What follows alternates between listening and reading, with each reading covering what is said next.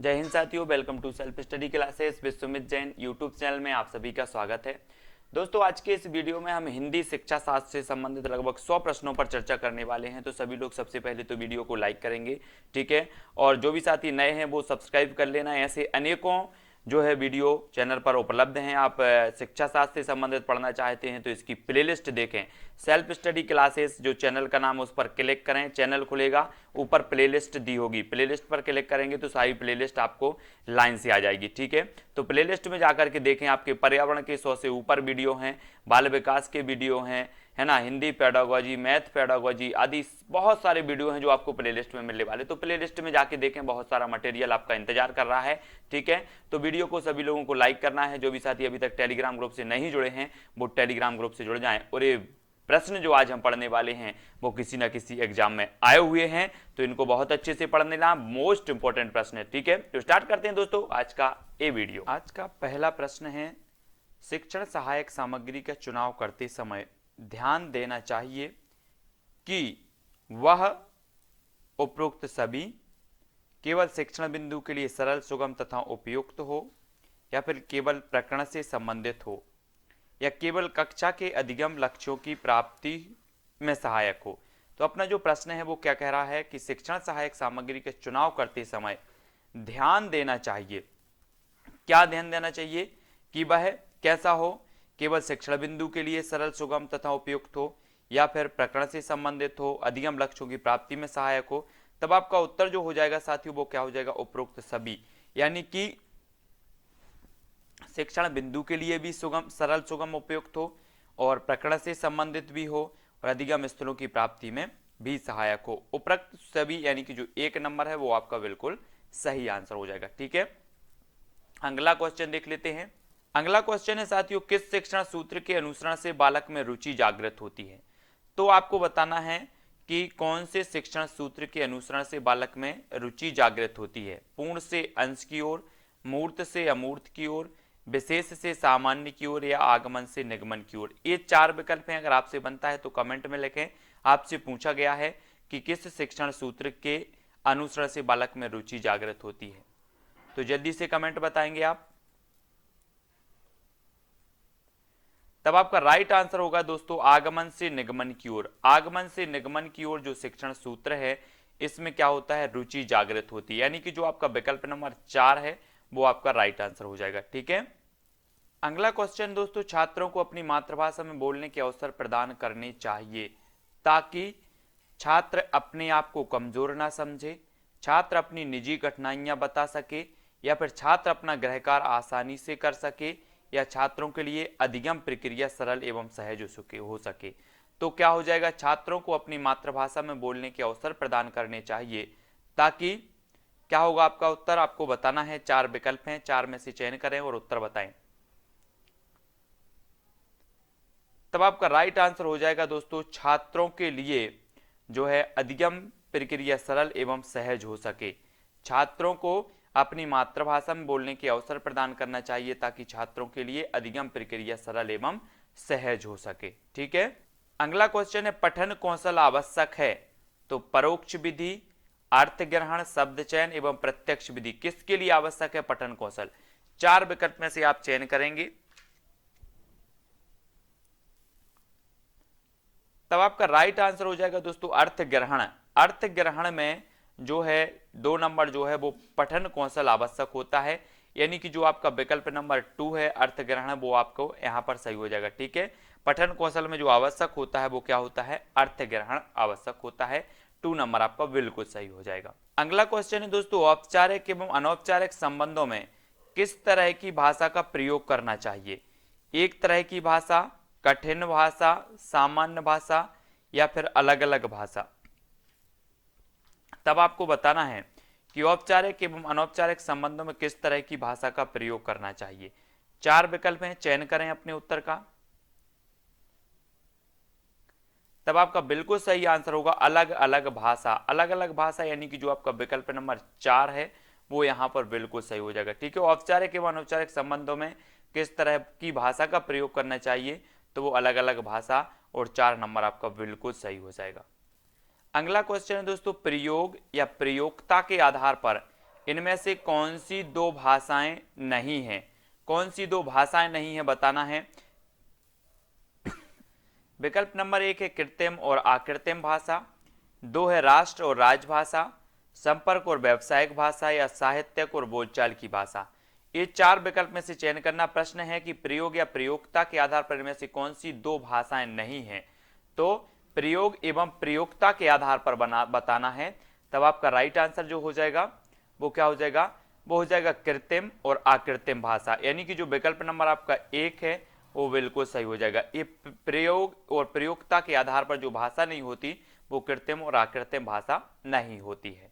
अगला क्वेश्चन है, भाषा शिक्षण में विभिन्न स्तरों के बच्चों की चुनौतियों के लिए एक सफल दृष्टिकोण है तो कौन सा है? मनोवैज्ञानिक दृष्टिकोण, आध्यात्मिक दृष्टिकोण, वैज्ञानिक दृष्टिकोण, या फिर समाजशास्त्रीय दृष्टिकोण। तब आपको सही उत्तर बताना है कि भाषा शिक्षण में विभिन्न स्तरों के बच्चों की चुनौतियों के लिए एक सफल दृष्टिकोण कौन सा है। तो आपका राइट आंसर हो जाएगा दोस्तों मनोवैज्ञानिक दृष्टिकोण, यानी कि जो आपका विकल्प नंबर 1 है वो यहाँ पर 1 नंबर बिल्कुल सही हो जाएगा। ठीक है। अगला क्वेश्चन है, भाषा की परिपक्वता से तात्पर्य है, क्या तात्पर्य है? व्याकरण नियमों की जानकारी होना, भाषा का अधिकाधिक प्रयोग करना, भाषा के अवयवों और स्वरों पर नियंत्रण होना, या फिर विविध भाषाओं की जानकारी होना। तो भाषा की परिपक्वता से क्या तात्पर्य है? तब आपका प्रश्न क्रमांक 31 का आंसर हो जाएगा व्याकरणिक नियमों की जानकारी होना, यानी कि जो विकल्प नंबर 1 है वो आपका बिल्कुल भाषा की परिपक्वता से जो तात्पर्य होता है वो विकल्प नंबर 1 बिल्कुल आपका सही हो जाएगा। अगला क्वेश्चन है, भाषा सीखने की प्रक्रिया में बालक सर्वप्रथम किस भाषा को सीखता है? देवभाषा, राष्ट्रभाषा, मातृभाषा, या फिर राजभाषा। तो सभी को पता है कि भाषा सीखने की प्रक्रिया में जो बालक है सर्वप्रथम किस भाषा को सीखता है। तो आपका उत्तर क्या होगा? मातृभाषा, यानी कि जो विकल्प नंबर आपका 3 है वो आपका बिल्कुल सही हो जाएगा। ठीक है। अगला क्वेश्चन देख लेते, भाषा अधिगम में किन छात्रों को कठिनाई नहीं होती? तो किन छात्रों को कठिनाई नहीं होती? जिसके अभिभावक शिक्षित हों, जिसमें आत्मविश्वास की कमी हो, जिनका मानसिक स्वास्थ्य ठीक हो, या जिसकी पारिवारिक स्थिति ठीक हो। तो भाषा अधिगम में किन छात्रों को कठिनाई नहीं होती बताना है हमें। तब आपका राइट आंसर क्या हो जाएगा? जिनका मानसिक स्वास्थ्य ठीक हो, यानी कि जो आपका विकल्प नंबर 3 है वो यहाँ पर सही हो जाएगा। जिनका मानसिक स्वास्थ्य ठीक हो उनको क्या नहीं होती? भाषा अधिगम में जो है कठिनाई नहीं होती, यानी कि जो 3 नंबर है वो आपका बिल्कुल यहाँ पर सही हो जाएगा। अगला क्वेश्चन है, कक्षा में प्रयोग की गई कोई भी सामग्री तभी शैक्षिक सामग्री कही जा सकती है जब वह शिक्षक की रुचि के अनुरूप हो, छात्रों के मनोरंजन में सहायक हो, कक्षा के किसी उद्देश्य तक पहुंचने में असफल हो, या वह सीखने सिखाने में उपयोगी हो। तो आपका राइट आंसर क्या हो जाएगा? कक्षा में प्रयोग की गई कोई भी सामग्री तभी शैक्षिक सामग्री कही जा सकती है जब वह क्या हो? वह सीखने और सिखाने में उपयोगी साबित हो, यानी कि जो विकल्प नंबर आपका डी है वो बिल्कुल यहाँ पर सही आंसर हो जाएगा। ठीक है। अगला क्वेश्चन देख लेते हैं। अगला क्वेश्चन है दोस्तों, स्कूलों में बालकों को सुनने की प्रक्रिया को बढ़ाने के लिए उपरोक्त सभी केवल विभिन्न घटनाओं को सुनना चाहिए, केवल कविताएं सुनानी चाहिए, या केवल कहानी सुनानी चाहिए, या उपरोक्त सभी। तो स्कूलों में बालकों की सुनने की प्रक्रिया को बढ़ाने के लिए जो है घटनाओं को सुनाना चाहिए, कविता सुनानी चाहिए, कहानी सुनानी चाहिए, यानी कि जो विकल्प नंबर 1 है वो बिल्कुल सही हो जाएगा, उपरोक्त सभी। ठीक है। प्रश्न क्रमांक 36। अगला क्वेश्चन देख लेते हैं। अगला क्वेश्चन है, सुलेख से क्या तात्पर्य है? स्वयं से लिखा हुआ आलेख, सुना हुआ आलेख, सुंदर लेख, या लेख की सुंदर कल्पना। तो सुलेख से क्या तात्पर्य हो जाएगा? तब आपका राइट आंसर क्या हो जाएगा? सुलेख से तात्पर्य होता है सुंदर लेख। सुंदर लेख यानी कि जो विकल्प नंबर आपका 3 है वो यहां पर बिल्कुल सही हो जाएगा। ठीक है। अगला क्वेश्चन है, किसी देश या प्रदेश के राजकाज या प्रशासन में जिस भाषा का प्रयोग किया जाता है उस भाषा को क्या कहा जाता है? आपको बताना है। तो उत्तर क्या हो जाएगा? प्रदेश की जो राजकाज या प्रशासन की भाषा होती है उसे क्या कहा जाता है? राजभाषा, यानी कि जो विकल्प नंबर आपका 4 है वो बिल्कुल राजभाषा यहाँ पर सही हो जाएगा। अगला क्वेश्चन है, सुंदरम कक्षा 8 का छात्र है, उसका सतत आकलन करने में सबसे अधिक क्या महत्वपूर्ण है? उसका सतत आकलन करने में सबसे अधिक महत्वपूर्ण क्या है? मौखिक परीक्षा, लिखित परीक्षा, भाषा प्रयोग की क्षमता या फिर व्याकरण की बारीक जानकारी। तो आपको बताना है 4 की सुंदरम जो है वो कक्षा 8 का छात्र है, उसका सतत आकलन करने में सबसे अधिक क्या महत्वपूर्ण है, सबसे अधिक महत्वपूर्ण बताना है। 4 विकल्प हैं, तब आपका राइट आंसर क्या हो जाएगा, मौखिक, लिखित, भाषा प्रयोग की क्षमता या व्याकरण की बारीक जानकारी। तो आपका उत्तर होगा दोस्तों विकल्प नंबर 3, यानी कि भाषा प्रयोग की क्षमता आपका बिल्कुल राइट आंसर हो हमारा जाएगा। जो अगला प्रश्न है, शिक्षण अधिगम सामग्री के बहुमुखी स्रोत नहीं है तो कौन नहीं है? चार्ट, ब्लैक बोर्ड, बेंच या प्रोजेक्टर। बहुमुखी स्रोत बताना है, कौन नहीं है शिक्षण अधिगम सामग्री के। तब आपका राइट आंसर क्या हो जाएगा, अगर आपसे बनता है तो कमेंट में जरूर लिखें।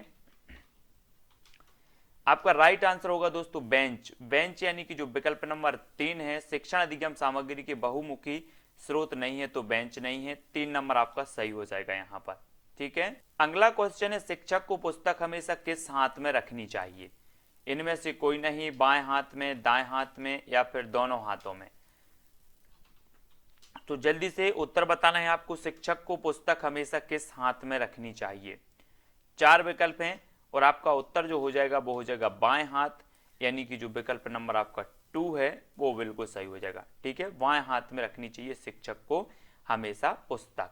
अगला क्वेश्चन है, अहिंदी क्षेत्रों में हिंदी का शिक्षण व्यवहारिक व विवेचनात्मक हो, तार्किक व औचित्यपूर्ण हो, सहज व सरल हो या फिर वैज्ञानिक व स्वाभाविक हो। तो कैसा होना चाहिए अहिंदी क्षेत्रों में जो हिंदी का शिक्षण होना चाहिए वो कैसा होना चाहिए?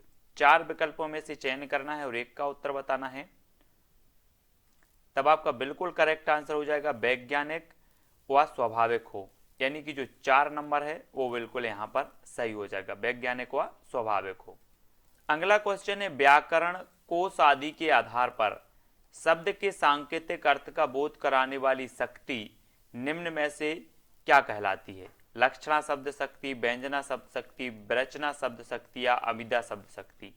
तो व्याकरण कोश आदि के आधार पर शब्द के सांकेतिक अर्थ का बोध कराने वाली जो शब्द शक्ति कहलाती है वो क्या कहलाती है? प्रश्न क्रमांक 6 का आंसर बताना है। तब आपका राइट आंसर जो हो जाएगा वो हो जाएगा अभिधा शब्द शक्ति। अभिधा यानी कि जो विकल्प नंबर आपका 4 है वो यहां पर राइट आंसर हो जाएगा।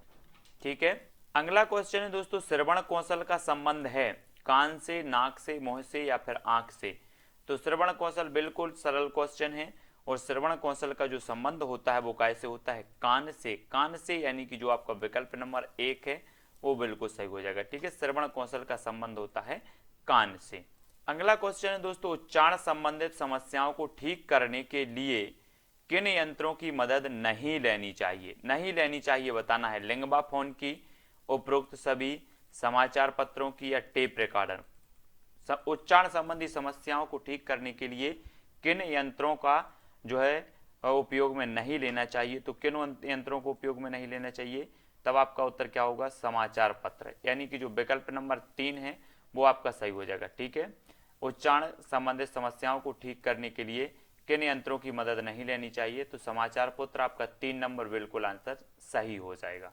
अब अगला क्वेश्चन है दोस्तों, महाराष्ट्र की राजभाषा इनमें से कौन सी है? बम्बैया, मराठी, टपोरी या फिर हिंदी? महाराष्ट्र की बताना है आपको। तब आपका बिल्कुल सही आंसर क्या हो जाएगा? कमेंट में लिखें अगर आपसे बनता है तो। महाराष्ट्र की जो राजभाषा हो जाएगी वो हो जाएगी मराठी। मराठी यानी कि जो विकल्प नंबर आपका 2 है वो यहाँ पर बिल्कुल आंसर सही हो जाएगा। अगला क्वेश्चन है दोस्तों, भाषा शिक्षक में निम्नलिखित में से कौन सा गुण आवश्यक नहीं है? तो कौन सा गुण आवश्यक नहीं? धनी व उच्च पद पर आसीन, प्रभावशाली व्यक्तित्व व उत्तम संगठन कर्ता, व्यक्तिगत भिन्नताओं का ज्ञान व सही मानसिक स्वस्थ, या फिर जिस भाषा में पढ़ा रहे हो उस भाषा पर अधिकार। तो कौन सा गुण आवश्यक नहीं है बताना है। नहीं है तो कौन सा नहीं है?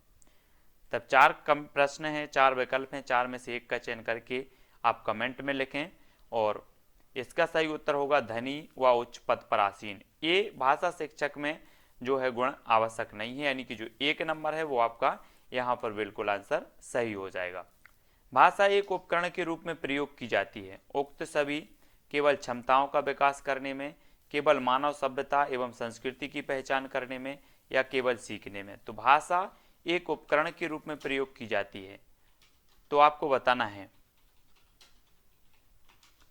उत्तर क्या हो जाएगा? उत्तर हो जाएगा साथियों इसका उपरोक्त सभी। उपरोक्त सभी यानी कि जो विकल्प नंबर 1 है, क्षमता मतलब क्षमताओं का विकास करने में भी, मानव सभ्यता संस्कृति की पहचान करने में भी और सीखने में भी, यानी कि जो उपरोक्त सभी विकल्प नंबर 1 है वो राइट आंसर हो जाएगा। अगला क्वेश्चन है, कक्षा में छात्रों की सक्रियता देखी जाती है शिक्षक की हाँ में हाँ मिलाने से, शोर मचाने में, मौन बैठने में या सुनने और बोलने में। तो कक्षा में छात्रों की सक्रियता देखी जाती है, कैसे में देखी जाती है? 4 विकल्प हैं, चयन करें और उत्तर बताएं। उत्तर होगा दोस्तों विकल्प नंबर सुनने और बोलने, यानी कि 4 नंबर आपका बिल्कुल सही होगा। कक्षा में छात्रों की सक्रियता देखी जाती सुनने और बोलने में, 4 नंबर आपका बिल्कुल सही है। अगला क्वेश्चन है दोस्तों, कक्षा में प्रश्न पूछना, साहित्यिक कार्यक्रम कराना, पाठों का अभ्यास कराना, मौखिक लिखित कार्य कराना आदि किस सिद्धांत के अंतर्गत आते हैं? आपको उत्तर बताना है। क्रियाशीलता का सिद्धांत, अनुकरण का सिद्धांत, अभिप्रेरणा एवं रुचि का सिद्धांत या अनुबंधन का सिद्धांत। कक्षा में प्रश्न पूछना, साहित्यिक कार्यक्रम कराना, पाठों का जो है अभ्यास कराना, ये सारे के सारे किस सिद्धांत के अंतर्गत आते हैं? तब आपका राइट आंसर क्या हो जाएगा? क्रियाशीलता। क्रियाशीलता यानी कि जो विकल्प नंबर 1 है, क्रियाशीलता के सिद्धांत के अंतर्गत आते हैं। अगला क्वेश्चन बताना है दोस्तों आपको, निम्न में से वाचन कौशल की विधि नहीं है। तो वाचन कौशल की विधि कौन सी नहीं? वर्णमाला पद्धति, ध्वन्यात्मक पद्धति, अक्षरबोध विधि या फिर विदेहात्मक पद्धति। तो वाचन कौशल की जो विधि नहीं है वो कौन सी नहीं है? तो प्रश्न क्रमांक जो 38 और 38 का राइट आंसर जो हो जाएगा वो क्या हो जाएगा? विदेहात्मक पद्धति, यानी कि जो आपका विकल्प नंबर 4 है वो बिल्कुल सही हो जाएगा। ये वाचन कौशल की विधि नहीं मानी जाती और 4 नंबर आपका बिल्कुल सही हो जाएगा। अगला क्वेश्चन है, निम्न में से कौन सी बोली पश्चिमी हिंदी भाषी क्षेत्र की नहीं है? तो पश्चिमी हिंदी भाषी क्षेत्र की नहीं है कौन सी? अवधी, हरियाणवी, बुंदेली या फिर ब्रजभाषा। तब आपका आंसर क्या हो जाएगा? पश्चिमी हिंदी की कौन सी नहीं है? पश्चिमी हिंदी और पूर्वी हिंदी आपने पढ़ी होंगी तो आपको पता है कि जो अवधी है ये पूर्वी हिंदी की है, हरियाणवी, बुंदेली, ब्रजभाषा ये पश्चिमी हिंदी की मानी जाती हैं, अवधी, बघेली और छत्तीसगढ़ी ये पूर्वी हिंदी की मानी जाती है, यानी कि जो आपका विकल्प नंबर 1 है वो यहाँ पर सही हो जाएगा। अगला क्वेश्चन दोस्तों, कहानी सुनना भाषा की अभिव्यक्ति का कौन सा रूप है? कहानी सुनना, इनमें से कोई नहीं, केवल मौखिक रूप, लिखित या मौखिक दोनों। तो कहानी सुनना भाषा की अभिव्यक्ति का कौन सा रूप माना जाएगा? तो 43 का जो आपका आंसर हो जाएगा वो क्या हो जाएगा? केवल मौखिक रूप। मौखिक यानी कि जो विकल्प नंबर आपका 2 है वो सही हो जाएगा, है ना। केवल मौखिक माना जाएगा, कहानी सुन रहे हैं, लिख रहे होते तो दोनों होता। 2 नंबर यहाँ पर आपका बिल्कुल सही हो जाएगा। आपको बताना दोस्तों, निम्न में से किसने क्रियाशीलता के सिद्धांत पर बल दिया? उपरोक्त सभी ने, डीबी ने, फ्रॉबेल या फिर मॉन्टेसरी ने। क्रियाशीलता के सिद्धांत पर जो बल दिया है वो किसने दिया है? 4 विकल्प हैं, कमेंट में जल्दी से उत्तर लिखो।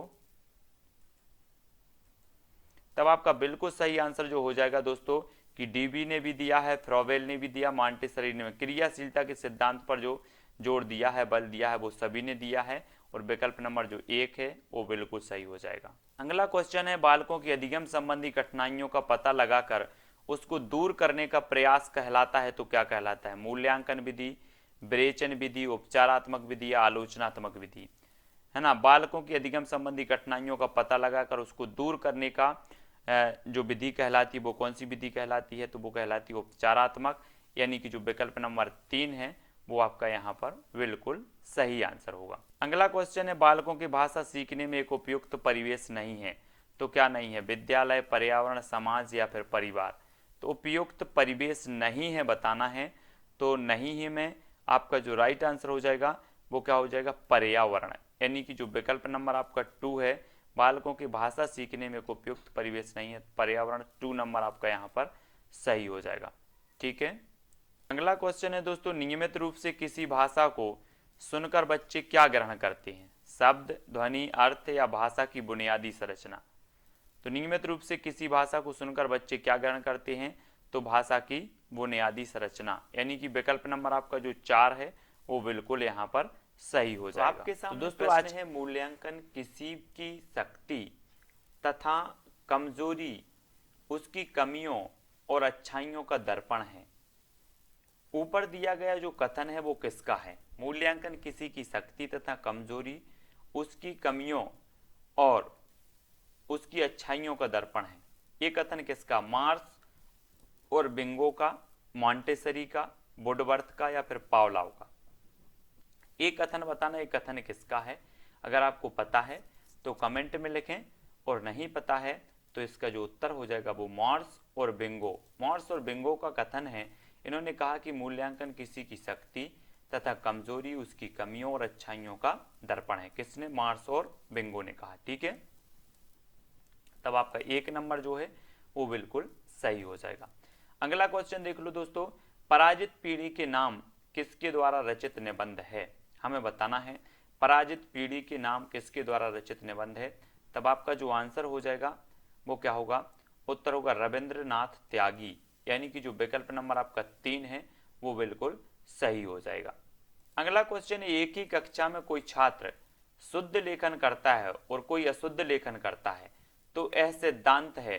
तो किसका सिद्धांत है? आपको बताना है कि कक्षा एक ही है और कोई छात्र शुद्ध लेखन कर रहा है और कोई छात्र अशुद्ध लेखन कर रहा है, तो ये कौन सा सिद्धांत है? चयन का सिद्धांत, अनुपात एवं क्रम का सिद्धांत, व्यक्तिक भिन्नता का सिद्धांत या अभिप्रेरणा एवं रुचि का सिद्धांत? प्रश्न क्रमांक 3 और 4 विकल्पों में से आपको उत्तर बताना है। तब आपका जो राइट आंसर हो जाएगा वो क्या हो जाएगा दोस्तों? वो हो जाएगा व्यक्तिक भिन्नता। व्यक्तिक भिन्नता का सिद्धांत, यानी कि जो आपका विकल्प नंबर 3 है वो बिल्कुल सही हो जाएगा। ठीक है, अगला क्वेश्चन है, शिक्षण को प्रभावशाली बनाने वाली सामग्री है तो कौन सी है? उपरोक्त सभी, केवल ब्लैक बोर्ड, केवल पाठ्य पुस्तक या फिर मानचित्र? तो शिक्षण को प्रभावशाली बनाने वाली जो सामग्री है वो क्या है? तो ब्लैक बोर्ड भी है, पाठ्य पुस्तक भी है, मानचित्र भी है, यानी कि जो उपरोक्त सभी है। 1 नंबर आपका बिल्कुल आंसर सही हो जाएगा। अगला क्वेश्चन है साथियों, शिक्षण विधियों का प्रयोग करते वक्त बच्चों की किन बातों का विशेष ध्यान देना चाहिए? तो बच्चों की कौन सी बातों पर विशेष ध्यान देना चाहिए? कठिनाई पर, त्रुटियों पर, रुचि पर या उपरोक्त सभी पर? तो शिक्षण विधियों का प्रयोग करते समय बच्चों की किन बातों का जो है विशेष ध्यान रखना चाहिए? तो सभी का, यानी कि कठिनाइयों का भी, त्रुटियों का भी और रुचि का भी। वो प्रयुक्त सभी आपका बिल्कुल सही हो जाएगा। अगला क्वेश्चन है दोस्तों, लेखन में किस प्रकार की अशुद्धियां होती हैं? उपरोक्त सभी, केवल वर्तनी, वाक्य रचना या फिर विराम चिन्ह से संबंधित? तो लेखन में किस प्रकार की अशुद्धियां होती हैं आपको बताना है। प्रश्न क्रमांक 9 का उत्तर, और जल्दी से कमेंट में लिखें अगर आपसे बनता है। तो इसका जो सही उत्तर हो जाएगा वो हो जाएगा उपरोक्त सभी, यानी कि वर्तनी संबंधी भी, वाक्य रचना भी संबंधी और विराम चिन्ह संबंधी भी अशुद्धियां होती हैं। अब आपको बताना है इनमें से कौन सी विशेषता रेडियो नाटक की है। रेडियो नाटक में ध्वनि और शब्द की प्रमुख साधन होते हैं। रेडियो नाटक में एक ही पात्र होता है। रेडियो नाटक में व्यंग्य की आवश्यकता नहीं होती, या रेडियो नाटक में संगीत आवश्यक नहीं होता। तो आपको बताना है कौन सी विशेषता रेडियो नाटक की है। तो क्या हो जाएगा आपका आंसर? आंसर हो जाएगा रेडियो नाटक में ध्वनि और शब्द की प्रमुख जो है साधन होते हैं, यानी कि जो आपका विकल्प नंबर 1 है वो यहाँ पर सही हो जाएगा, 1 नंबर। ठीक है, तो बताना दोस्तों, अच्छी पाठ्य पुस्तक के गुण नहीं है बताना है। कलात्मकता, छात्रों में जिज्ञासा उत्पन्न करना, भाषा विज्ञान का क्लिष्ट होना या संपूर्ण पाठ्यक्रम व्यवस्थित ढंग से संग्रहित होना? तो अच्छी पाठ्य पुस्तक के गुण कौन सी नहीं है? प्रश्न क्रमांक 12 का उत्तर बताना है, और 12 का उत्तर क्या हो जाएगा? भाषा का क्लिष्ट होना, यानी कि जो आपका विकल्प नंबर 3 है वो आपका बिल्कुल सही हो जाएगा। ठीक है, अच्छी पाठ्य पुस्तक के गुण नहीं है भाषा का क्लिष्ट होना। अब अगला क्वेश्चन है दोस्तों, अवधी किस भाषा वर्ग की बोली है? अवधी भाषा बताना है आपको। पश्चिमी हिंदी, राजस्थानी, पहाड़ी हिंदी या पूर्वी हिंदी? तो अवधी किस भाषा वर्ग की बोली है? तो आपका उत्तर क्या हो जाएगा? पूर्वी हिंदी, यानी कि जो विकल्प नंबर आपका डी है वो सही हो जाएगा, है ना। मैंने कई बार आपको कोड बनाया है कि अब छत्तीसगढ़ी, आ से अवधी, बा से बघेली और छत्तीसगढ़ी, ये पूर्वी हिंदी की जो है बोलियां हो जाती हैं। अगला क्वेश्चन है दोस्तों, किस श्रेणी के निबंध गंभीर, मनन और बौद्धिक चिंतन से युक्त होते हैं? तो किस श्रेणी के निबंध होते हैं? संश्लेषणात्मक निबंध होते हैं, विश्लेषणात्मक निबंध, वर्णनात्मक निबंध या विचारात्मक निबंध? आपका प्रश्न है किस श्रेणी के निबंध गंभीर, मनन और बौद्धिक चिंतन से युक्त होते हैं? तो किस प्रकार के निबंध होते हैं? 4 विकल्प हैं, 4 में से चयन करना है। तब आपका राइट जो आंसर हो जाएगा वो क्या हो जाएगा? विचारात्मक जो निबंध होते हैं वो गंभीर चिंतन और मनन बौद्धिक चिंतन से संबंधित या युक्त होते हैं। ठीक है, अगला क्वेश्चन है दोस्तों, मौखिक अभिव्यक्ति का उदाहरण नहीं है। अंत्याक्षरी, पत्र लेखन, घटना वर्णन या चुटकुले सुनना। तो मौखिक अभिव्यक्ति का उदाहरण नहीं है हमें बताना है, तब आपका राइट आंसर क्या हो जाएगा? तो आपका बिल्कुल सही आंसर क्या हो जाएगा? पत्र लेखन। पत्र लेखन ये मौखिक अभिव्यक्ति का उदाहरण नहीं है, यानी कि जो विकल्प नंबर आपका 2 है वो यहाँ पर बिल्कुल सही हो जाएगा। ठीक है, अगला क्वेश्चन है, भाषा विकास का दूसरा चरण है सुनना, पढ़ना, लिखना, पढ़ना, बोलना या फिर लिखना। तो आपको बताना भाषा विकास का दूसरा चरण कौन सा है। अगर आपसे बनता है तो कमेंट में जरूर लिखें। प्रश्न क्रमांक 29 का जो आंसर हो जाएगा साथियों वो क्या होगा? बोलना। बोलना यानी कि जो विकल्प नंबर 3 है ये भाषा विकास का दूसरा चरण माना जाता है, बोलना। ठीक है, 3 नंबर आपका बिल्कुल सही आंसर हो जाएगा। अगला क्वेश्चन है, भाषा शिक्षण में मूल्यांकन की आवश्यकता पड़ती है। उपरोक्त सभी यानी कि छात्रों की असफलता को जानने में, छात्रों की क्षमता और कमजोरियों को जानने में, या फिर शिक्षण प्रक्रिया को सफल व प्रभावी बनाने में। तो भाषा शिक्षण में जो मूल्यांकन की आवश्यकता पड़ती है वो विकल्प नंबर जो 1 है वो बिल्कुल सही हो जाएगा, है ना, इन सभी में पड़ती है। ठीक है, तो 1 नंबर आपका बिल्कुल सही होगा। अगला क्वेश्चन है, भाषा शिक्षण के बोलचाल के सिद्धांत द्वारा भाषा सीखने में कम समय लगता है, भाषा सीखने में अस्थिरता होती है, भाषा सीखने में कठिनाई होती है, भाषा सीखने में अधिक समय लगता है। तो भाषा शिक्षण के बोलचाल के सिद्धांत द्वारा क्या होता है? ये 4 विकल्प हैं और एक का चयन आपको करना है। तो उत्तर बताएं कमेंट में 1 2 3 लिख करके, क्या हो जाएगा इसका सही उत्तर? तब आपका बिल्कुल सही आंसर हो जाएगा दोस्तों, भाषा सीखने में कम समय लगता है, यानी कि जो विकल्प नंबर 1 है वो आपका बिल्कुल सही आंसर हो जाएगा। अगला क्वेश्चन है, रेडियो उदाहरण है, इनमें से कोई नहीं। दृश्य श्रव्य सामग्री या फिर श्रव्य सामग्री। तो रेडियो किसका उदाहरण है? प्रश्न क्रमांक 32 का आंसर बताना है। तो आपका उत्तर क्या हो जाएगा? तो सभी लोगों को पता है कि रेडियो जो है वो श्रव्य सामग्री यानी कि जो विकल्प नंबर आपका 4 है वो यहाँ पर बिल्कुल सही आंसर हो जाएगा। अगला क्वेश्चन है दोस्तों, बच्चे भाषा का प्रयोग कैसे करते हैं? उपरोक्त सभी, केवल सुनकर, केवल लिखकर, केवल बोलकर या फिर उपरोक्त सभी। तो बच्चे भाषा का प्रयोग कैसे करते हैं हमें बताना है। तब आपका बिल्कुल सही आंसर क्या हो जाएगा? उपरोक्त सभी, यानी कि जो विकल्प नंबर 1 है वो आपका राइट आंसर हो जाएगा। ठीक है, बच्चे भाषा का जो प्रयोग करते हैं सुनकर भी करते हैं, लिखकर और बोलकर, सभी प्रकार से करते हैं। अगला क्वेश्चन है, निम्न में से कौन सा भाषा का तत्व नहीं है? भाषा का तत्व नहीं, बस भाषा असामाजिक होती है, भाषा ध्वनि मूलक होती है, भाषा एक व्यवस्था है, या भाषा प्रतीकात्मक होती है।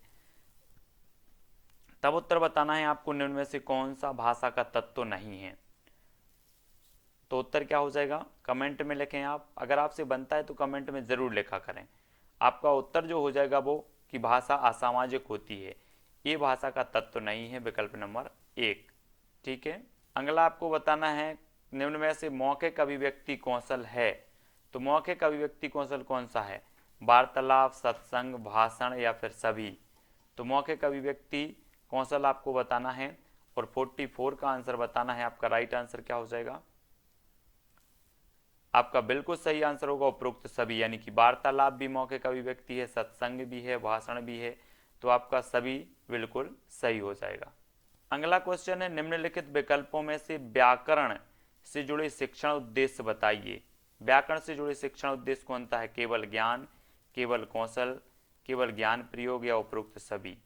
तो निम्नलिखित विकल्पों में से व्याकरण से जुड़े शिक्षण उद्देश्य बताइए और शिक्षण उद्देश्य बताना है, तब आपका उपरोक्त सभी हो जाएगा, यानी कि ज्ञान भी है, कौशल भी है और ज्ञान का प्रयोग भी है। अगला क्वेश्चन है, जॉन डीवी द्वारा समर्थित लैब विद्यालय के उदाहरण बताइए।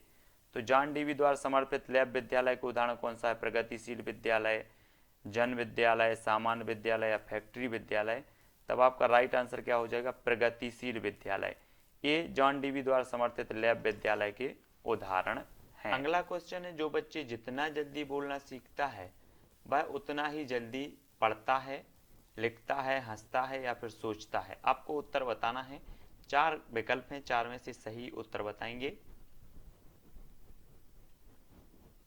तब आपका राइट आंसर हो जाएगा दोस्तों सोचता है, यानी कि 4 नंबर। जो बच्चा जितना जल्दी बोलना सीखता है वह उतना जल्दी सोचता है। 4 नंबर आपका बिल्कुल सही होगा। ठीक है, अगला क्वेश्चन, इनमें से भाषा शिक्षण की चुनौतियां हैं तो क्या हैं? केवल व्याकरण से संबंधित चुनौतियां, केवल पठन से संबंधित चुनौतियां, या केवल लेखन से संबंधित चुनौतियां, या उपरोक्त सभी? तो इनमें से भाषा शिक्षण की चुनौतियां हैं तो क्या हैं? प्रश्न क्रमांक 2 का आंसर बताना है, तो उपरोक्त सभी आपका बिल्कुल सही हो जाएगा। व्याकरण संबंधी भी, पठन संबंधी भी, लेखन संबंधी भी। तो आपका जो विकल्प नंबर 1 है वो बिल्कुल सही होगा। अगला क्वेश्चन है, मेवाती किस उपभाषा बोली वर्ग की बोली है? तो मेवाती के बारे में बताना है। बिहारी हिंदी, राजस्थानी हिंदी, पहाड़ी हिंदी, या फिर छत्तीसगढ़ी हिंदी? तो जो मेवाती होती है दोस्तों, ये होती है राजस्थानी हिंदी, यानी कि जो विकल्प नंबर आपका 2 है वो बिल्कुल यहाँ पर सही हो जाएगा। अगला क्वेश्चन है, बिना खालिस्तान के ज्ञान के संप्रेषण तथा लेखन का विकास संभव नहीं है तो किसके ज्ञान के? व्याकरण के, अनुवाद के, ध्वनियों के, या इनमें से कोई नहीं? तो बिना खालिस्तान के ज्ञान के संप्रेषण तथा लेखन का विकास संभव नहीं है। तब आपको प्रश्न क्रमांक 13 का उत्तर बताना है। अगर आपको पता है तो उत्तर बताएं। तब राइट आंसर हो जाएगा दोस्तों व्याकरण। बिना व्याकरण के ज्ञान के संप्रेषण तथा लेखन का विकास संभव नहीं है, यानी कि जो आपका विकल्प नंबर 1 है वो बिल्कुल यहाँ पर सही आंसर हो जाएगा।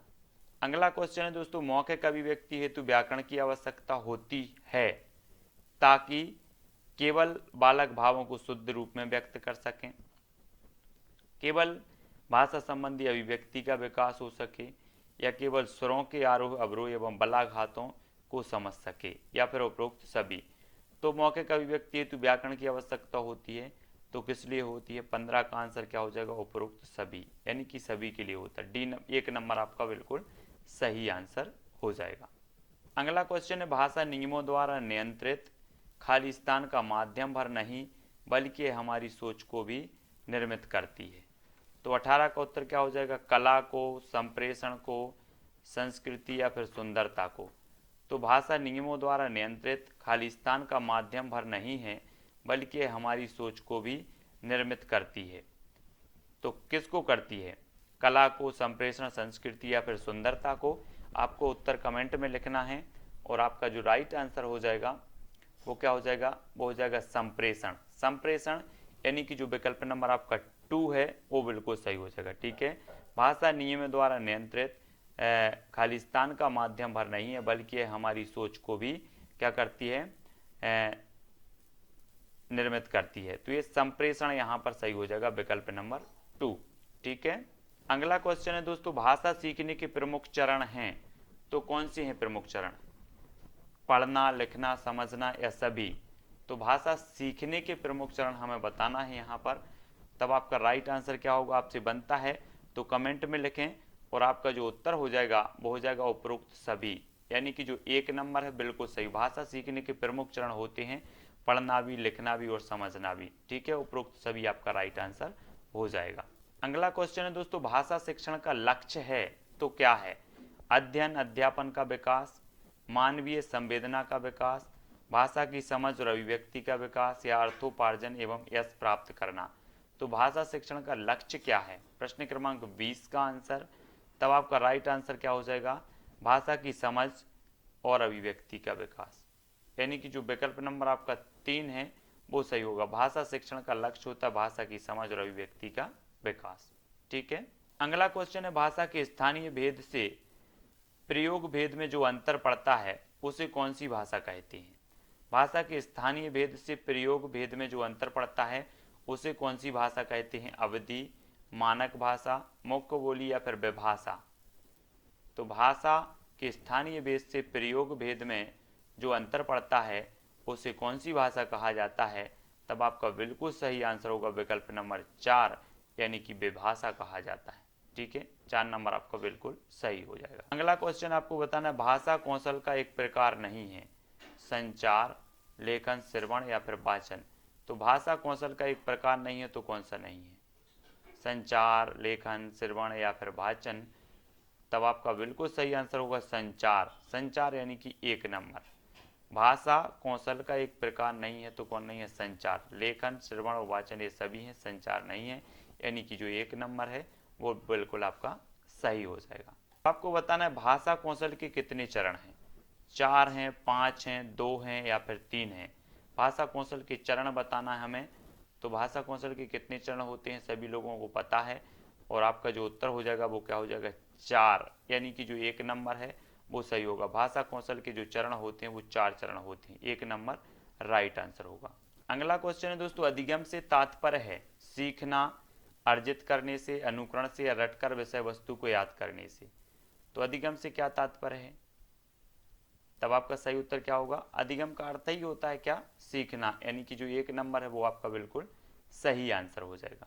अगला क्वेश्चन है दोस्तों, निम्नलिखित में से छात्रों के लिए उपयुक्त दृश्य श्रव्य सामग्री है तो कौन सी है? रेडियो, टेप रिकॉर्डर, मानचित्र, ग्लोब, ब्लैक बोर्ड, कंप्यूटर या मोबाइल वीडियो गेम्स। आपको दृश्य श्रव्य बताना है, कौन सी उपयुक्त दृश्य श्रव्य सामग्री है। तो 1, 2, 3, 4 इस प्रकार से आपको कमेंट में लिखते जाना है और अपना आकलन करते जाना है। तो आपका बिल्कुल सही आंसर होगा ब्लैक बोर्ड और कंप्यूटर। ब्लैक बोर्ड और कंप्यूटर ये दृश्य श्रव्य सामग्री हैं, है ना, यानी कि जो 3 नंबर है वो आपका बिल्कुल सही हो जाएगा। ठीक है, 3 नंबर। अगला क्वेश्चन है दोस्तों, सहायक सामग्री का जनक माना जाता है जॉनसन को, मॉन्टेसरी, प्याजे या फिर फ्रोवेल को। तो सहायक सामग्री का जनक किसे माना जाता है? प्रश्न क्रमांक 40, और आपका जो राइट आंसर हो जाएगा वो क्या हो जाएगा? फ्रोवेल। फ्रोवेल को माना जाता है सहायक सामग्री का जनक, यानी कि जो 4 नंबर है वो बिल्कुल आपका सही आंसर हो जाएगा। अगला क्वेश्चन है, बालकों को करके सीखने में आनंद का अनुभव किस सिद्धांत के अंतर्गत होता है? व्यक्तिगत भिन्नता के सिद्धांत के, क्रियाशीलता के सिद्धांत के, समन्वय का सिद्धांत या अनुकरण का सिद्धांत। बालकों को करके सीखने में आनंद का अनुभव किस सिद्धांत के अंतर्गत होता है? तो आपका राइट आंसर क्या हो जाएगा? क्रियाशीलता। क्रियाशीलता यानी कि जो विकल्प नंबर 2 है वो सही होगा। बालकों को करके सीखने में आनंद का अनुभव होता है क्रियाशीलता के सिद्धांत में। अगला क्वेश्चन है, ग्राफ नीचे दिए गए विकल्पों में से किसका उदाहरण है? केवल श्रव्य सामग्री, केवल दृश्य सामग्री, केवल दृश्य श्रव्य सामग्री या उपरोक्त सभी। तो आपको बताना है ग्राफ के बारे में, नीचे दिए गए विकल्पों में से किसका उदाहरण है। तब कमेंट में लिखें आप, 4 विकल्प हैं, जल्दी जल्दी से सभी लोग लिखेंगे और उत्तर हो जाएगा आपका क्या? केवल दृश्य सामग्री। केवल दृश्य यानी कि जो विकल्प नंबर आपका 3 है, जो बहुत सारे लोगों ने 3 बताया, बिल्कुल सही है, दृश्य सामग्री। ठीक है। अगला क्वेश्चन है दोस्तों, रूप सृष्टि करने वाली शक्ति खालिस्तान है, जीवन के विविध दृश्यों को सामने प्रस्तुत करना इसी का काम है। तो किसका है? कल्पना का, अर्थ का, बुद्धि का या फिर शब्द तत्व का। रूप सृष्टि करने वाली जो शक्ति है वो कौन सी शक्ति है? कल्पना है कि अर्थ तत्व है या फिर बुद्धि तत्व है? तब आपका राइट आंसर क्या होगा? कल्पना तत्व। कल्पना यानी कि 1 नंबर। रूप सृष्टि करने वाली शक्ति कल्पना तत्व है, 1 नंबर आपका यहाँ पर बिल्कुल सही आंसर हो जाएगा। अगला क्वेश्चन है, हिंदी तरभाषी छात्रों की मातृभाषा को जानना शिक्षक के लिए आसान है, सामान्य है, चुनौतीपूर्ण है या फिर विशिष्ट है? तो हिंदी तरभाषी छात्रों की मातृभाषा को जानना शिक्षक के लिए क्या है? तब आपका राइट आंसर होगा चुनौतीपूर्ण। चुनौतीपूर्ण यानी कि जो विकल्प नंबर आपका 3 है वो बिल्कुल यहाँ पर तब प्रश्न है, शिक्षण सहायक सामग्री शिक्षण अधिगम प्रक्रिया को केवल सहयोग करती है, केवल प्रेरित करती है, केवल प्रभावित करती है या फिर उपरोक्त सभी? आपको उत्तर बताना है। 4 विकल्प हैं आपके सामने, 4 में से एक चयन करना है। आंसर आपका क्या हो जाएगा? आंसर होगा कि सहयोग भी करती है, प्रेरित भी करती है और प्रभावित भी करती है, यानी कि जो विकल्प नंबर 1 है वो आपका बिल्कुल आंसर सही हो जाएगा। ठीक है। अगला देखो, बोलने के आवश्यक तत्व होते हैं। तो बोलने के आवश्यक तत्व क्या होते हैं? कल्पनाशीलता, अर्थ ग्रहण, भाव एवं विचार या फिर स्वर एवं व्यंजन। तो बोलने के जो आवश्यक तत्व होते हैं वो आपको 4 विकल्प में से बताना है। तब आपका राइट आंसर क्या हो जाएगा? आंसर हो जाएगा दोस्तों भाव एवं विचार। ये जो है बोलने के आवश्यक तत्व होते हैं, यानी कि जो विकल्प नंबर आपका 3 है वो बिल्कुल आंसर सही हो जाएगा। अगला बताना है, खड़ी बोली किस वर्ग की बोली है? पश्चिमी हिंदी, राजस्थानी, पहाड़ी या फिर पूर्वी हिंदी? खड़ी बोली आपको बताना है। तो 4 विकल्प में से जल्दी से कमेंट में लिखो, खड़ी बोली किस वर्ग की बोली है? तो आपका बिल्कुल सही आंसर होगा पश्चिमी हिंदी, यानी कि जो 1 नंबर है वो बिल्कुल सही हो जाएगा। अगला क्वेश्चन है दोस्तों, भिन्न भिन्न भाषिक पृष्ठभूमियों से संबंध होने के कारण बच्चों के शब्दों एवं उच्चारण में संकीर्णता पाई जाती है, समानता होती है, स्पष्टता होती है या फिर विविधता पाई जाती है? तो 4 विकल्पों में से जल्दी से कमेंट में लिखो कि भिन्न भिन्न भाषिक पृष्ठभूमियों से संबंध होने के कारण बच्चों के शब्दों एवं उच्चारण में क्या होती है? संकीर्णता, समानता, स्पष्टता, विविधता। तो 11 का जो आपका राइट आंसर होगा वो क्या हो जाएगा? विविधता पाई जाती है। विविधता यानी कि जो विकल्प नंबर आपका 4 है वो बिल्कुल सही आंसर हो जाएगा। ठीक है, अगला क्वेश्चन है, मिश्रण के आधार पर भाषा के कौन से दो रूप हैं? मिश्रण के आधार पर बताना है, श्लील एवं अश्लील भाषा, राष्ट्रीय राजभाषा, शुद्ध अशुद्ध भाषा या मिश्रित भाषा, अमिश्रित भाषा। तो मिश्रण के आधार पर भाषा के कौन से दो रूप हैं? ये 4 विकल्प में से हमें चयन करना है। तो जल्दी से लिखें, मिश्रण के आधार पर आपको बताना है, कमेंट में ज़रूर बताएंगे सभी लोग। और आपका राइट आंसर हो जाएगा प्रश्न क्रमांक 14 का मिश्रित भाषा और अमिश्रित भाषा, यानी कि जो विकल्प नंबर आपका 4 है वो बिल्कुल सही होगा। मिश्रण के आधार पर भाषा के जो दो रूप होते हैं वो होते हैं मिश्रित भाषा और अमिश्रित भाषा। अगला क्वेश्चन है दोस्तों, पाठ्य पुस्तकें सहायक होती हैं तो केवल पाठ्यक्रमों को व्यवस्थित क्रम से चलाने में, केवल शिक्षा के प्रति रुचि उत्पन्न करने में या फिर केवल स्व अध्ययन में? तो पाठ्य पुस्तकें जो सहायक होती हैं वो किस में सहायक होती है? प्रश्न क्रमांक 15 का उत्तर बताना है, तभी आपका राइट आंसर होगा उपरोक्त सभी में होती है। पाठ्यक्रम को व्यवस्थित क्रम में चलाने में भी, केवल शिक्षा के प्रति रुचि उत्पन्न करने में भी, स्व अध्ययन में भी होती है, यानी कि जो आपका 1 नंबर है वो बिल्कुल सही आंसर हो जाएगा। अगला क्वेश्चन है दोस्तों, ध्वनियों को प्रतीकों में लिपिबद्ध कर भाषा को स्थायित्व प्रदान करने को कहते हैं? तो लेखन विधि कहते हैं, श्रवण विधि, वाचन विधि या फिर पठन विधि, क्या कहते हैं? ध्वनियों को प्रतीकों में लिपिबद्ध कर भाषा को स्थायित्व प्रदान करने को क्या कहा जाता है? प्रश्न क्रमांक 16 का आंसर बताना है और आंसर हो जाएगा लेखन विधि। लेखन यानी कि जो विकल्प नंबर 1 है लेखन विधि वो बिल्कुल सही हो जाएगा, प्रश्न क्रमांक 16 का 1। अगला क्वेश्चन है, बच्चों को भाषा सिखाने के संदर्भ में शिक्षक का उद्देश्य होता है तो क्या होता है? सीखने की प्रक्रिया को विस्तार देना, बच्चों के अभिभावकों को प्रसन्न करना, बच्चों को गृहकार्य देने के लिए या फिर बच्चों से अपना काम निकलवाने के लिए? तो बच्चों को भाषा सिखाने के संदर्भ में शिक्षक का उद्देश्य होता है तो क्या उद्देश्य होता है? प्रश्न क्रमांक 18 का उत्तर बताना है और आपका जो राइट आंसर हो जाएगा सीखने की प्रक्रिया को विस्तार देना, यानी कि जो विकल्प नंबर 1 है, बच्चों को भाषा सिखाने के संदर्भ में शिक्षक का उद्देश्य होता है तो वो होता है सीखने की प्रक्रिया को विस्तार देना। 1 नंबर आपका बिल्कुल राइट आंसर होगा। ठीक है, अगला क्वेश्चन देख लेते हैं। अगला क्वेश्चन है दोस्तों, लिपि का प्रयोग भाषा की किस अभिव्यक्ति में होता है? मौखिक, सांकेतिक, लिखित या फिर आंगिक? तो लिपि का जो प्रयोग होता है भाषा की किस अभिव्यक्ति में होता है? तब आपका बिल्कुल करेक्ट आंसर जो हो जाएगा वो क्या होगा? लिखित अभिव्यक्ति, यानी कि जो विकल्प नंबर 3 है वो आपका बिल्कुल सही आंसर हो जाएगा। अगला क्वेश्चन, भाषा शिक्षण के लिए कब और कैसे किस पद्धति का सहारा लेना चाहिए इसकी जानकारी होती है? तो किसको होती है? शिक्षक को, विद्यालय को, छात्रों को या माता पिता को? भाषा शिक्षण के लिए कब और किस पद्धति का सहारा लेना चाहिए इसकी जानकारी होती है तो किस में होती है? प्रश्न क्रमांक 24 का आंसर बताना है और राइट आंसर जो हो जाएगा वो हो जाएगा शिक्षक को। शिक्षक को यानी कि जो विकल्प नंबर 1 है वो बिल्कुल सही हो जाएगा, 1 नंबर।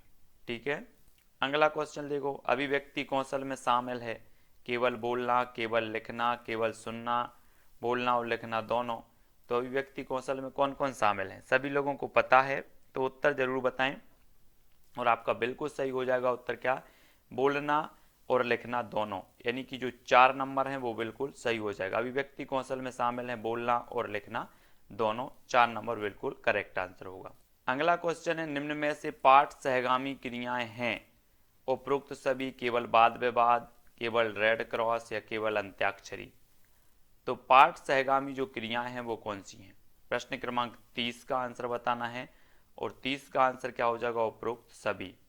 वाद विवाद भी है, रेड क्रॉस, अंताक्षरी सभी हैं पाठ सहगामी क्रियाएं, और ये नंबर आपका बिल्कुल सही आंसर होगा। अगला क्वेश्चन है, रचना के भेद के आधार पर वाक्य का कौन सा भेद जो है नहीं है, मिश्र वाक्य, प्रश्नवाचक, सरल वाक्य या संयुक्त वाक्य। तो रचना के भेद के आधार पर वाक्य का कौन सा भेद नहीं है, तब आपका उत्तर क्या होगा, प्रश्नवाचक वाक्य, है ना। 3 प्रकार के होते हैं, मिश्र, सरल और संयुक्त, ये रचना के आधार पर होते हैं। अगला क्वेश्चन है दोस्तों, निम्न में बच्चों की भाषा संबंधी त्रुटियां नहीं हैं। पाठ वस्तु को ग्रहण करने में, शब्दोच्चारण संबंधी, वर्तनी संबंधी या वाक्य संरचना संबंधी। तो बच्चों की भाषा संबंधी त्रुटियां नहीं हैं, हमें बतानी है।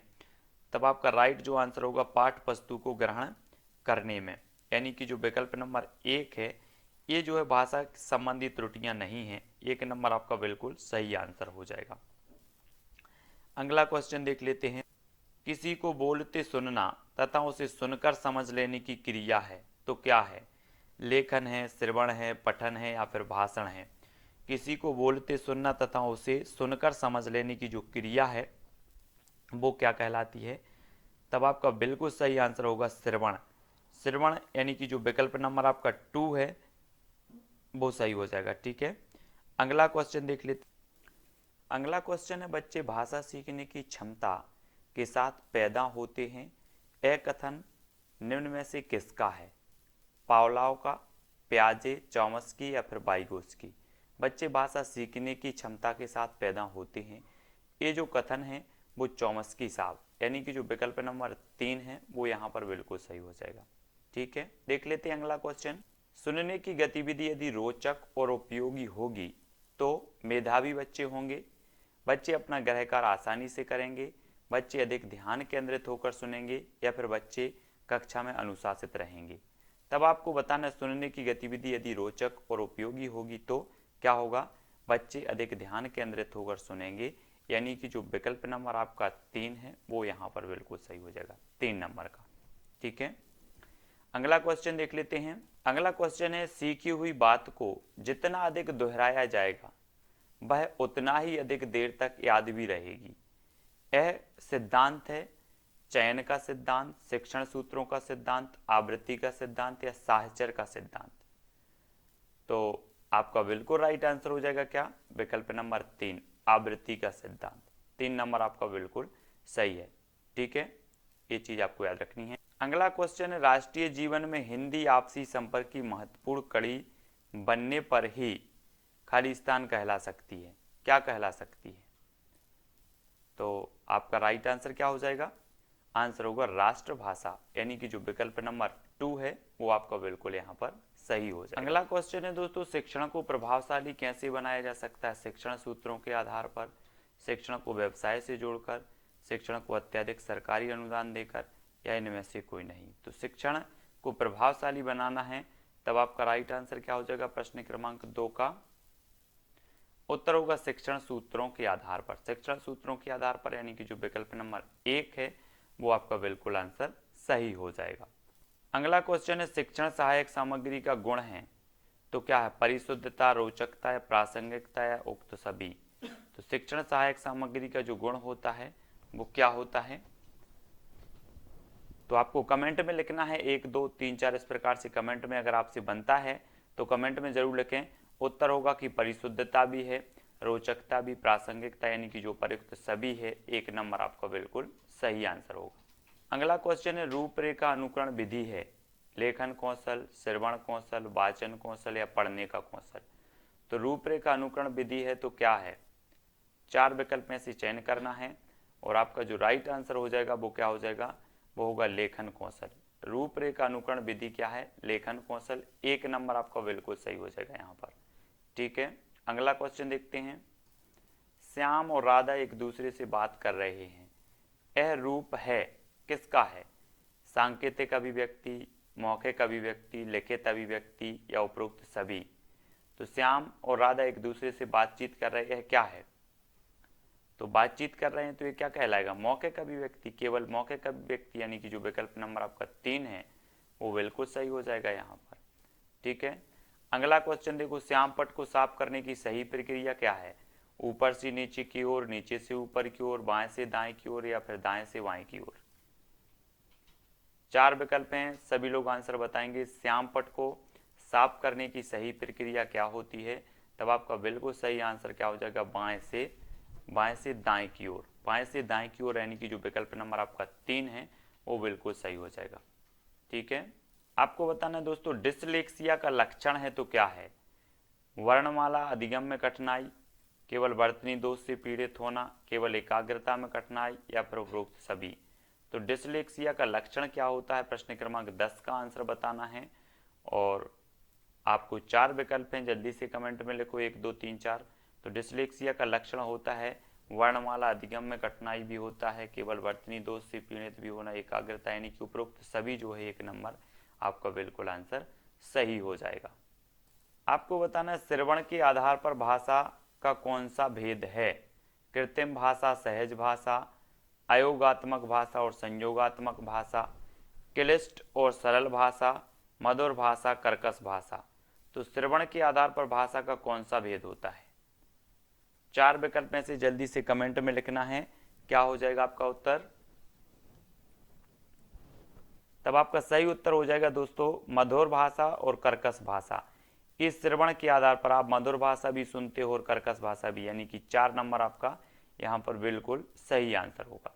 अगला क्वेश्चन है लिखने के नियमों का ज्ञान होता है व्याकरण द्वारा, बोलने द्वारा, हाथ द्वारा, भावनाएं द्वारा। तो लिखने के नियमों का जो ज्ञान होता है वो किसके द्वारा होता है? व्याकरण के द्वारा, यानी कि जो 1 नंबर है वो बिल्कुल आंसर सही हो जाएगा। ठीक है, व्याकरण के द्वारा आपका सही आंसर होगा। अगला देख लेते हैं। अगला है सीखने के लिए बातचीत करना किन आयु वर्गों के लिए आवश्यक होता है? तो सीखने के लिए बातचीत करना किन आयु वर्गों के लिए आवश्यक होता है? किशोरावस्था के लिए, सभी आयु वर्गों के लिए, बाल्यावस्था के लिए या शैशवावस्था के लिए? तो सीखने के लिए बातचीत करना किन आयु वर्गों के लिए आवश्यक होता है? तब आपका सही उत्तर क्या होगा? सभी आयु वर्ग, किशोरावस्था, बाल्यावस्था, शैशवावस्था, सभी आयु वर्ग के लिए जो है महत्वपूर्ण होता है। अगला क्वेश्चन भारत में हिंदी को किस भाषा का दर्जा प्राप्त है? राष्ट्रभाषा, विभाषा, मातृभाषा या राजभाषा? तो भारत में हिंदी को किस भाषा का दर्जा प्राप्त है हमें बताना है। 27 का आंसर आपका क्या हो जाएगा? बिल्कुल सही आंसर होगा राजभाषा। राजभाषा यानी कि 4 नंबर आपका बिल्कुल सही है। ठीक है, अगला क्वेश्चन बताना है आपका वाचन कौशल का उद्देश्य है तो क्या है वाचन कौशल का? केवल सही व्याकरण वाली भाषा का प्रयोग, केवल बालकों का उच्चारण शुद्ध करना या केवल बोलने में विराम चिन्हों का प्रयोग करना? तो वाचन कौशल का जो उद्देश्य माना जाता है दोस्तों वो माना जाता है उपरोक्त सभी, व्याकरण वाली भाषा का प्रयोग भी, उच्चारण शुद्ध करना भी, विराम चिन्हों का प्रयोग भी, यानी कि जो 1 नंबर है वो बिल्कुल आपका सही हो जाएगा। अगला क्वेश्चन है भाषा वह साधन है जिसके द्वारा हम व्यक्त करते हैं तो क्या आस्था, कर्तव्य या विचारों को इनमें से कोई नहीं? तो भाषा के द्वारा तो हम पता है कि विचारों का आदान प्रदान का माध्यम भाषा है, तो विचारों को हम व्यक्त करते हैं, यानी कि जो विकल्प नंबर आपका 4 है वो बिल्कुल सही हो जाएगा। अगला क्वेश्चन है भाषा ग्रहण करने की प्रक्रिया एक ऐसी प्रक्रिया है जो अस्थिर है, निरंतर चलती है, निश्चित अवधि तक चलती है, अस्थिर स्थिर है? तो आपको पता होनी चाहिए कि भाषा ग्रहण करने की जो प्रक्रिया है एक ऐसी प्रक्रिया है जो निरंतर चलती है। निरंतर यानी कि जो विकल्प नंबर आपका 2 है वो बिल्कुल यहाँ पर सही हो जाएगा। ठीक है, याद रखना है कक्षा में राष्ट्रीय चिन्ह के बारे में बताने से पहले यदि शिक्षक मोर, चीता, कमल आदि के बारे में जो है बताता है तो वह शिक्षण की कौन सी विधि अपनाता है? ज्ञात से अज्ञात की ओर, स्थूल से सूक्ष्म की ओर, सरल से जटिल की ओर या फिर विशिष्ट से सामान्य की ओर?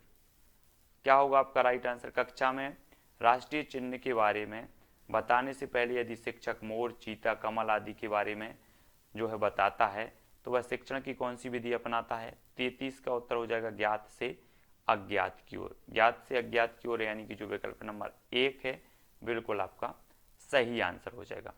ठीक है, अगला क्वेश्चन है दोस्तों सुनना भाषा विकास का निम्न चरण है, द्वितीय, प्रथम, तृतीय या फिर चतुर्थ? तो सुनना भाषा विकास का कौन सा चरण है? तब आपका राइट आंसर क्या हो जाएगा? सुनना जो होता है भाषा विकास का प्रथम चरण माना जाता है, प्रथम, यानी कि जो विकल्प नंबर 2 है वो बिल्कुल सही आंसर हो जाएगा। अगला क्वेश्चन है गणितीय कौशल संबंधी विकार होता है पूर्ण अक्षर लिखना, समय सारणी बनाने में कठिनाई, अपठनीय हस्तलेखन या कागज को बहुत पास से पकड़ना। तो क्या होगा, गणितीय कौशल संबंधी जो विकार होता है वो समय सारणी बनाने में कठिनाई, यानी कि जो विकल्प नंबर आपका 2 है वो यहाँ पर सही हो जाएगा। गणितीय कौशल संबंधी विकार होता है समय सारणी बनाने में कठिनाई।